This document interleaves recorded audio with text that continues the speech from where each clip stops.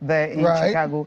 And of course, and the legend himself, Rod Laver. Right. So, I mean, I said the first edition was awesome. Second edition, we expect to be better. Team Europe, Team World taking on Team Europe. And we saw that one played out. We thought it was going to be one-sided. It wasn't. Yeah, it wasn't one-sided at all. 15-9. So it wasn't one-sided. It was a bit close. Considering the kind of players you have because you have Rafael Nadal, you know, all of them, Federer, everyone. All those guys.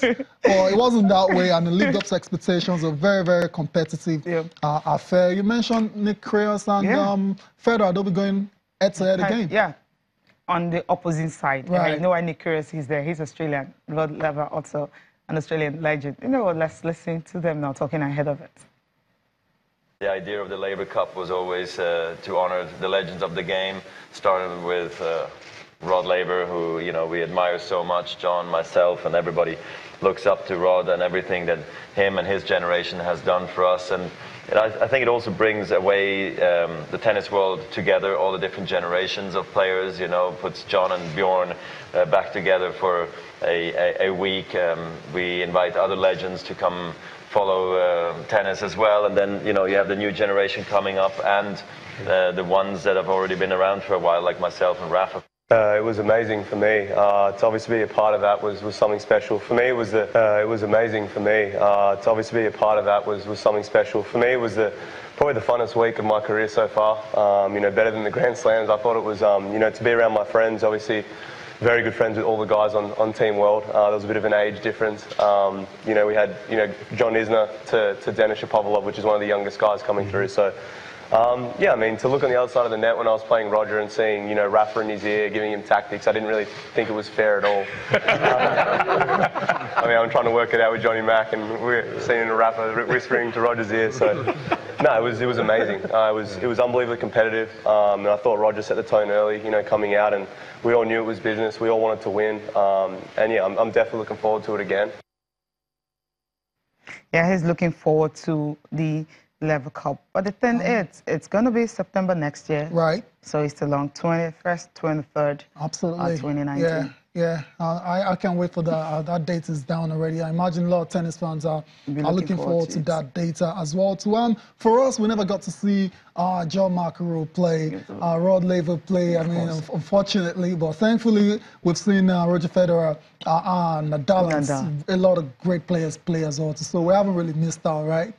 Well, I think. But you know, you need to just go back and watch some of the clips and you see some spectacular scenes. Unfortunately, we can't do that on the show today, but we will get to listen to John McEnroe as well as Rod Laver, who's been honored with this particular tournament. They've had a lot to say ahead of the second edition in Chicago. He's got to be given a ton of credit because he was the one that really started this, that he wanted to do something for Rod, and it's gone to, I think, beyond even what everyone hoped could happen. You know, the idea of sort of a Ryder Cup, for lack of a better comparison with golf, that's been extremely successful. And it's not often that you can see all the top players rallying around each other and providing the type of energy that we saw in Prague last year. The Laver Cup last year was such a success, and you know, I thank, you know, Roger and all the players that competed. It was just unbelievable, the energy on the court, and with 14,000 people cheering. Right there, unbelievable stuff. Rod Laver, absolute legend of the game. 11 Grand Slams. Yeah. That's huge. That's huge. And back then, Federer just came and just shattered it, right? And it's good to see him paying tribute to all those guys that paved the way for him to becoming his own legend, a legend in his own right. So let's move on the show now. Let's go and talk about boxing. That supremacy bout we've all been waiting for is just around the corner. 6 weeks. 6 weeks, right? And the story is a few weeks ago, we found out Canelo Alvarez failed a drugs test, tested positive for a banned substance, which he blamed on contaminated meat in Mexico, right?